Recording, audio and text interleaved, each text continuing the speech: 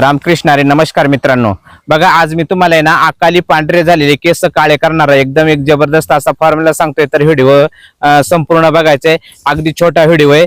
तुमचे अकाली पांढरे झालेले केस काळे करण्यासाठी हा उपाय फक्त एकदाच करा. महिन्यामधून 9 वेळा करा. प्रत्येक आठवड्यातून 3 वेळेस करा आणि महिन्यातून एकदा एक महिनाभर तुम्हाला फक्त उपाय करायचे. परत केस काळे करायचा, डाय लावायचा नाही, कुठली मेहंदी लावायची नाही, कुठली पावडर लावायची नाही.